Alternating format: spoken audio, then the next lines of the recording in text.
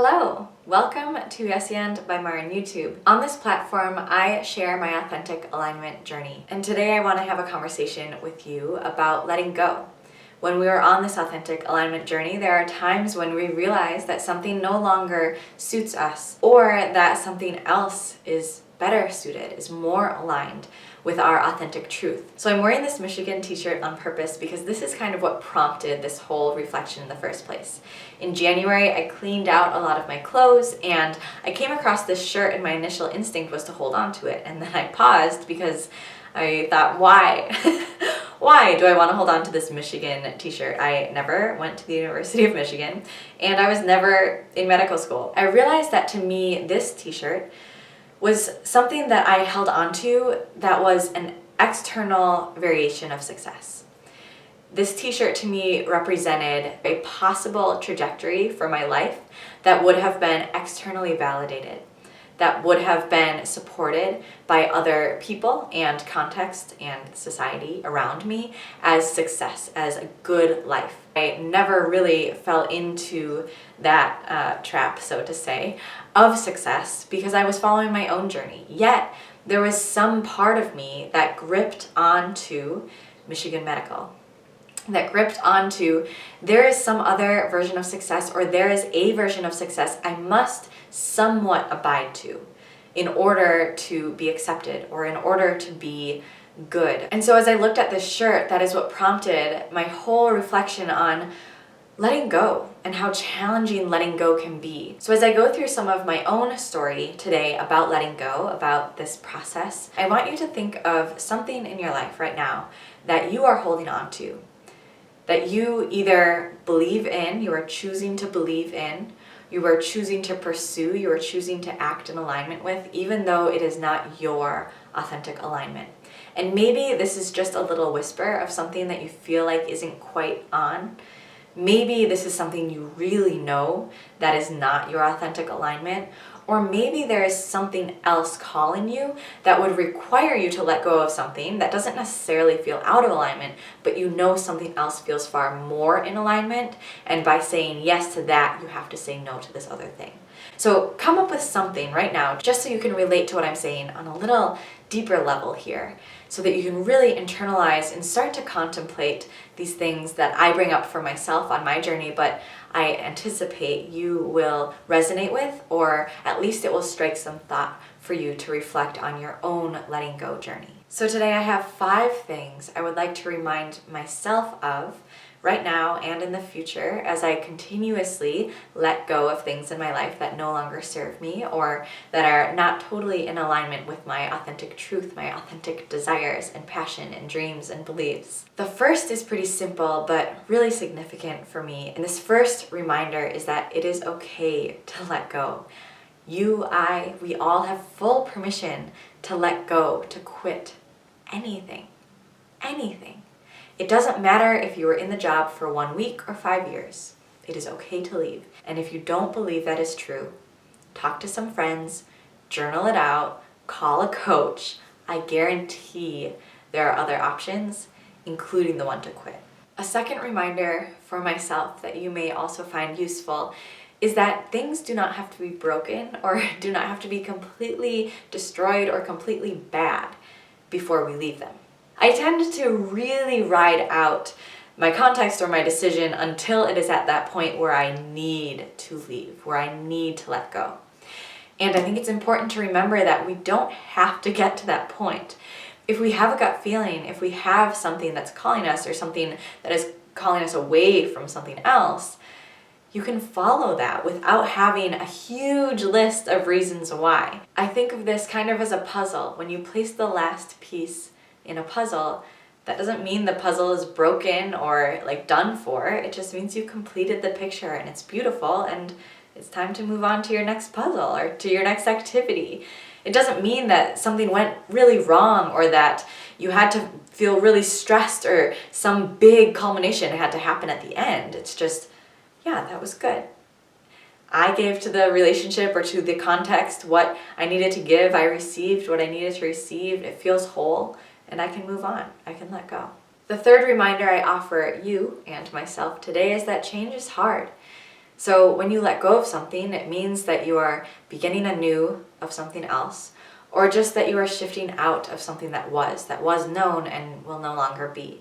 And that can be a little scary, that can feel a little overwhelming. And just to remind yourself that that is totally normal, to remind myself that it's totally okay to be a little intimidated, to be a little uncertain, to be excited but a little nervous, and to be compassionate toward ourselves when we are going through the process of letting go, whether it's the actual letting go or the decision process of whether or not to let go of something. And the fourth reminder, I have a very specific moment in time where I internalized this sentiment. And it is that there's a difference between knowing that you are ready to let go of something and actually letting go of it. In my experience, there has always been just a little bit of hesitation or a little bit of uncertainty when I have let go of something. Over the years, I have become more compassionate towards myself in that process, to really let myself feel those hesitancies, to let myself sit and explore them a little bit, to hear them out, have patience, and then let go when I really feel as ready as I feel like I will be. Sometimes it's fun, or sometimes it's useful to just take the jump, to just do it because I know this is right, or I just feel that it's right, and so I'm gonna let go, or I'm gonna do something new. And it's okay to sit in that limbo space, to just let yourself be. Even if you know that you're going to let go of something, it's okay to just take that in, to just pause. One particular moment in time where this was really illuminated for me is a few years ago. I was walking around Lake Calhoun with my mom, and I was talking about letting go of something specific in my life. And by the end of the walk, when we got to the end of the circle around the lake, we were both silent, and I was nodding, and we had already talked through all of the options. I said at the end, I know I'm going to let go. I know I'm going to leave this thing, and I'm not ready yet. Not yet. And that was really a profound experience for me. It was maybe one of the first times I had allowed myself to know something and not yet do it. And like I said, sometimes that space isn't necessary, and sometimes it's really, really beneficial for your health. It's really beneficial for your grieving process, for that a little bit of anticipation or fear as you make a change. And the fifth reminder is after you've done the thing, after you have let go, logistically speaking, you've taken all the action needed to let go of something. And there is the grieving process, and there is the other side of letting go of something.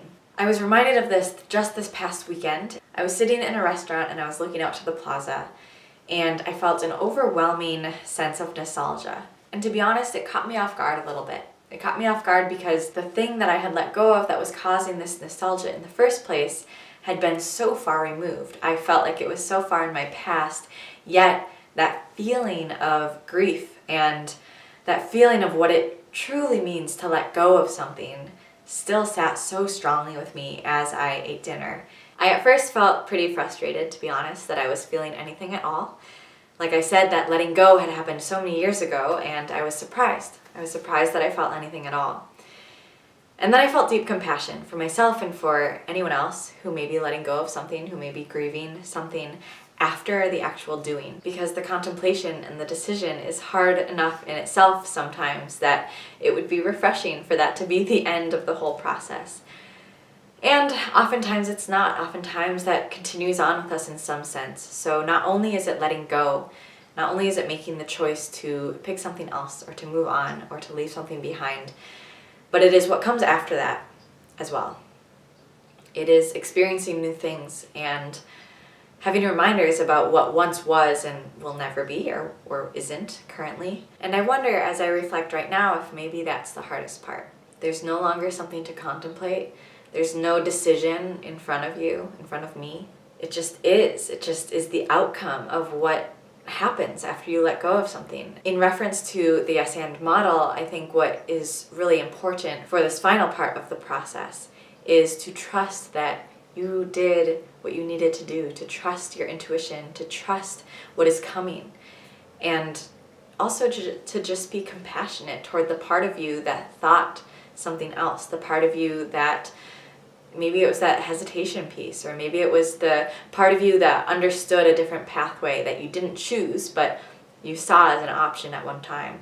That it's totally okay to have emotions, whether it's weeks or months or years later after letting go of something. It's okay to still maybe hold on to a little piece of it, to still have your Michigan t-shirt, and to have that as a reminder of something for you. Maybe it still holds some significance. Maybe it's a reminder for you about upcoming decisions or how you want to be in a relationship with letting go in the future or in the present. And with that, you guys, whatever decision you thought of at the beginning of this video, whatever you are contemplating or you know you need to let go of or you want to let go of, hold it loosely and be compassionate toward yourself. If you have questions for me, reach out to me either in the comment section below or yesandbymarin@gmail.com. You can also go to my website for all the information about the coaching services I offer, as well as my other social media platforms, including a weekly blog. Have a great rest of your week, and I will see you again next Tuesday.